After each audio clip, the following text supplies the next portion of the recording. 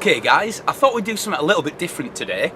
I've been looking around for something easy to make chair-wise, and having done a little bit of research, I've seen Viking chairs. I think we're going to have a go at making one of these today, so let's go into the woods, see if I can find some wood suitable, and we'll have a go at making one. Let's go!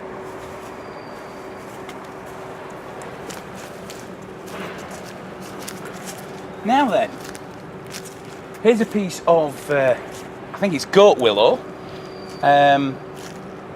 Maybe this might be just wide enough. It's come off a tree that's damaged. Might be suitable. Yeah, I think we might have a go at this. Might be time to get the PPE on, get the chainsaws out, and let's see what we can do.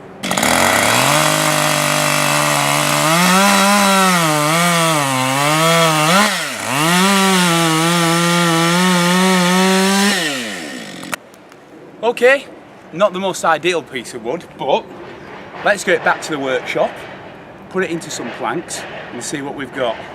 Time to use the timber tongs. These are absolutely wonderful, worth the weight in gold, about £20. If you do a lot of moving about of wood, these are things to use.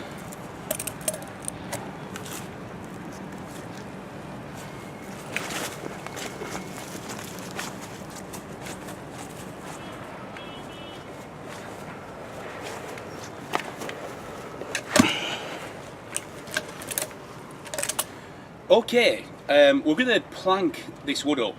Now, you can buy milling machines which allow you to get a perfectly flat base when making chairs or bits of furniture, and for me, I haven't got a mill. I actually cut them by hand, so I'm going to show you how I do that out here, which is simply freehand with a chainsaw. Can't stress enough, wear PPE, wear some decent chainsaw trousers, and make sure when you're doing your cutting, don't cut onto yourself. That is a big no-no. Make sure you're wearing good eye protection, ear protection, and obviously a hand protection as well. Upper protection's optional. Thought I'd mention that. Let's go!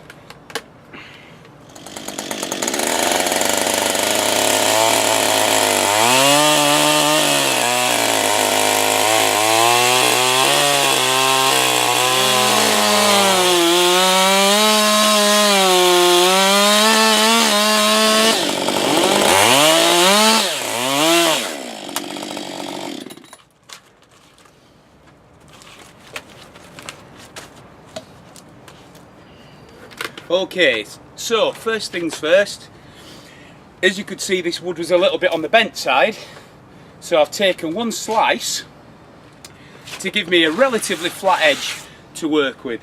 Now, it's a little bit on the rough side, but I'll show you later how we can use a chainsaw to effectively flatten that down. But first, we need to get some more planks out of this one. Just a quick note, when choosing a thickness of plank, depends on what you want it for. Goes without saying, if you need something to be really strong, and the wood that you're using, which like this wood is not, you know, the hardest of woods, then you might want to go at least an inch and a half thick. Good guide for that I use is using your thumb. If you use a thumb across the top, it's approximately an inch. So I make sure that I've got way over an inch and a half when I do my cutting, and that's what I'm going to do now, about an inch and a half. Let's see how it goes.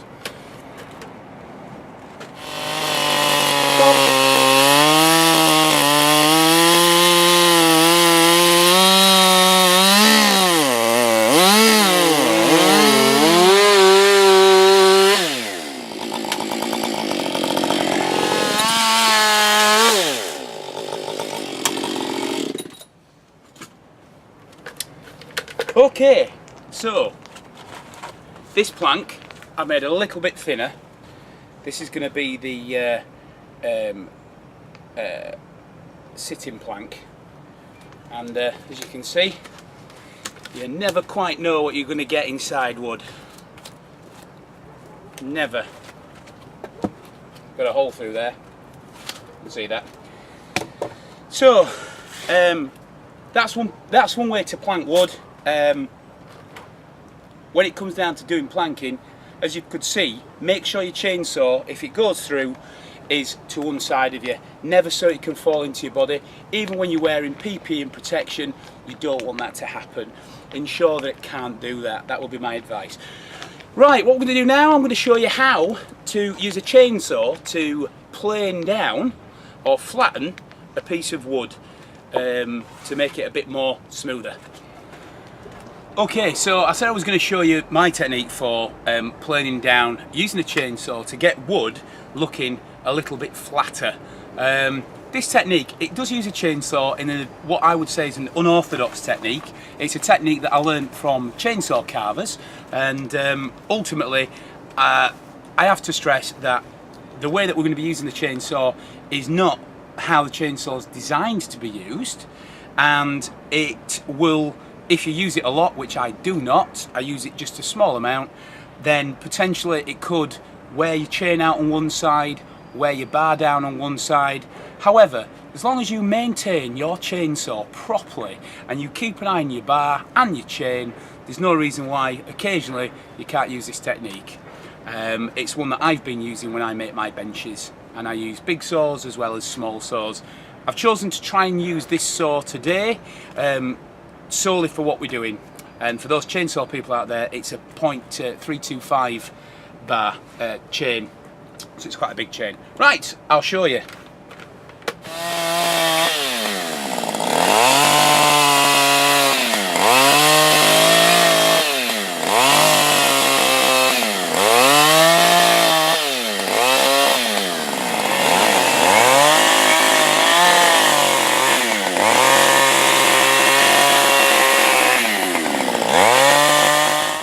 Okay, so as you can see, using that technique doesn't take very long, and the wood, it's still got lines in that, of course, it's still got chainsaw marks, but it's a lot smoother than it was.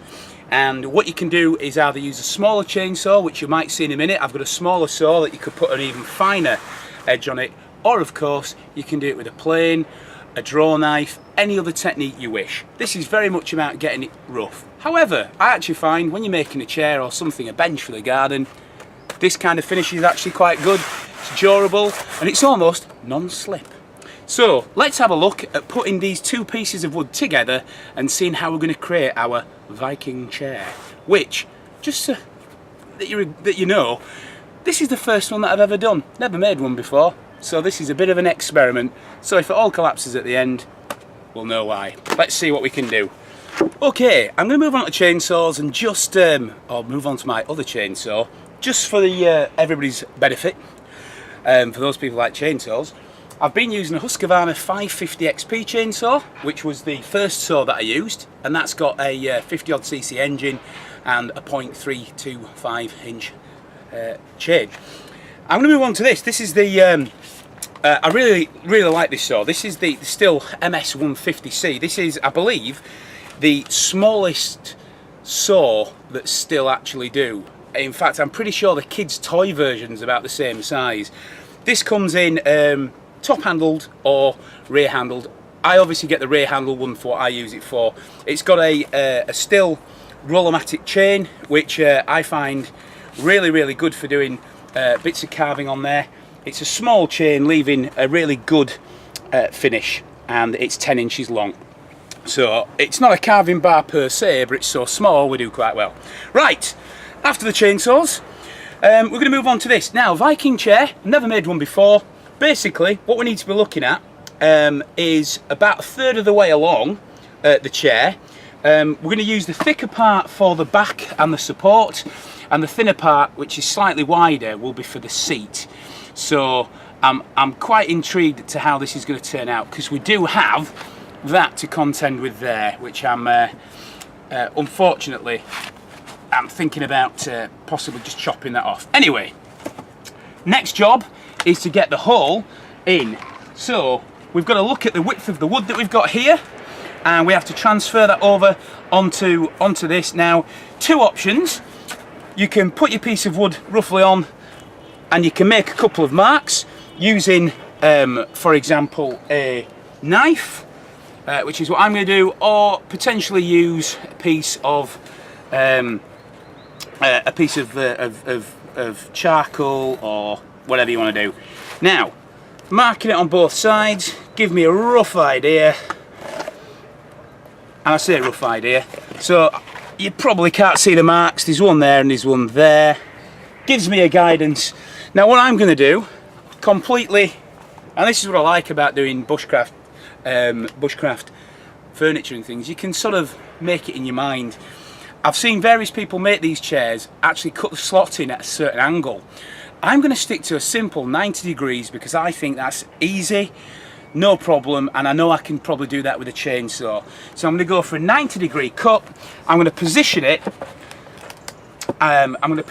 Over my hole here so that I can get my saw in. And again, I'm going to keep to the side so that there's no risk of the blade coming and hitting me in my leg.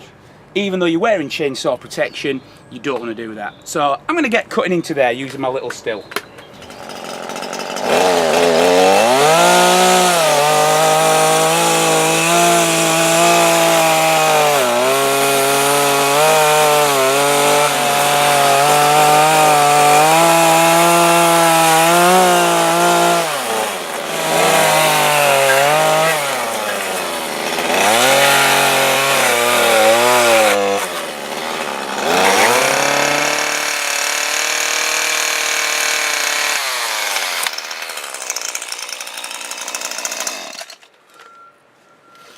Okay, so using the small still saw, I managed to put a slot hole in there. There you can see. Again, it's quite rough. We can tidy that up with a knife. I'm not going to. I want to make this completely using just a chainsaw, just to give you a realistic idea of how long it takes to make something like this. And again, experiment, never done it before. What this does mean though is, when we look at the size of this hole, we have to bear in mind there's got to be enough wood at either side to keep a bit of strength there, because ultimately the strength is going to be on this back. Now, that's why I've chosen the thick part for the back, because this bit of wood here is going to make the difference. Now, I'm going to put this down, we're going to have a look, and we're going to decide on what we're going to do with this.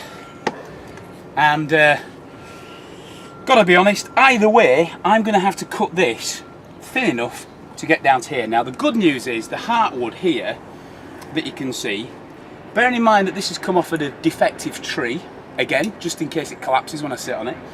So what I'm probably going to do, I'm going to have to get rid of this because that's just absolutely no good to anybody. Although it's a shame really, because that might have made an interesting feature to sit on. So what I think I might do is, if we flip it over, mark it up again, we need to think about whereabouts we're gonna do this. So roughly we need to have a mark. So I'm going to make that mark here. I'm going to use a bit of charcoal from the fire. So that's going to be roughly where our seat's going to come out to. And that means we need a measurement across here, which we can use. We can use a piece of wood, anything as a measure, to give us a rough guide. Bit of wood off the floor. Take off the chainsaw gloves for a second. So we've roughly got, bear in mind it needs to be, it can be a slack fit, but here it needs to be a relatively tight fit. So we've got a rough width. We have to have a guess at roughly where the middle is. I'm going to go with round about here. So that's going to be my middle. Where the middle of that is going to be about there. So we're looking at somewhere round about there. Now I'm going to do this all by hand. So usually you can keep a hold of the side of the piece of wood with your finger, and you can sort of draw your finger down here. Unfortunately, as you've noticed, this isn't particularly straight.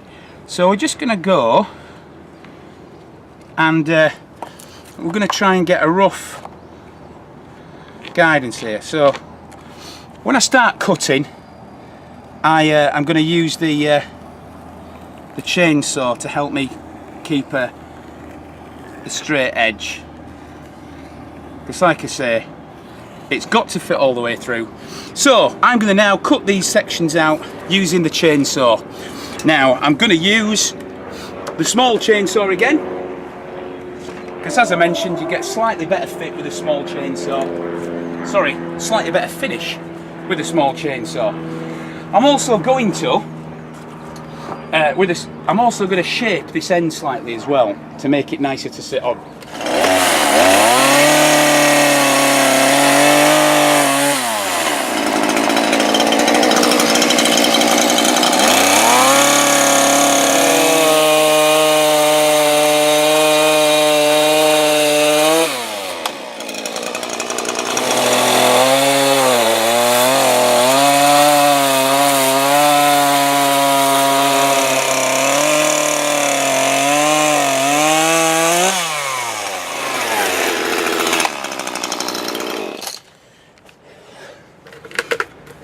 Okay, getting warm now. So, let's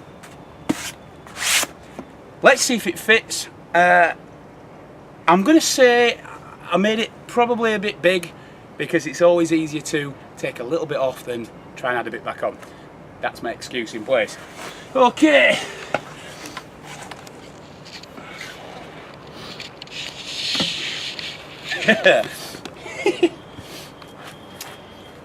So, let's have a little look. Well,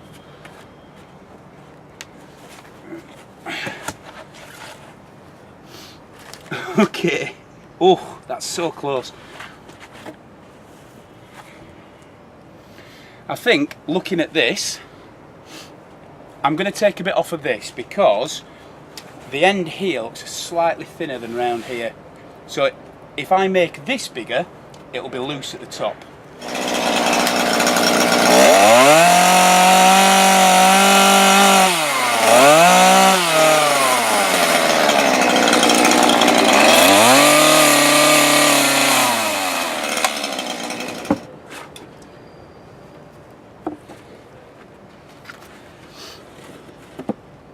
Excellent.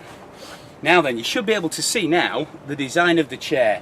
Now at this point, rather than waste any time if this piece of wood's going to break or anything's going to happen to it, before I start shaping it and making it into something nice, I'm going to sit on it live and let's see what happens. Right, here we go. 16 stone, here we go. Do you know what, that actually feels quite good. Brilliant! Okay, now it's time to put a bit of design in there. Just very simply, if you didn't want to do anything more, you could do that with the handsaw and an axe maybe, splitting wedges if you really wanted to. You know, quite simple, and it both goes together. Right, let's do a bit more design work on there.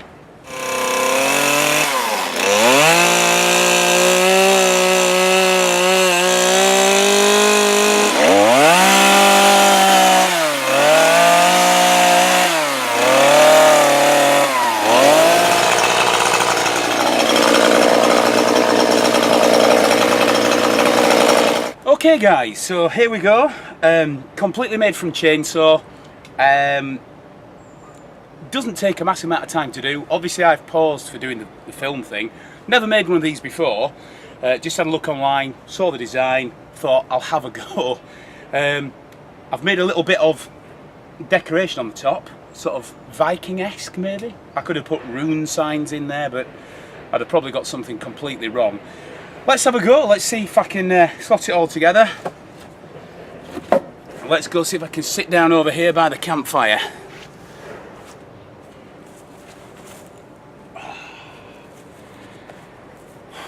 And you know what? It's surprisingly comfortable actually. I could imagine that if I had a longer back and it was up here, it'd be really nice, but obviously I've used the wood that we have. You saw the piece of wood we used. Yeah. Really like that. Have a look in closer detail.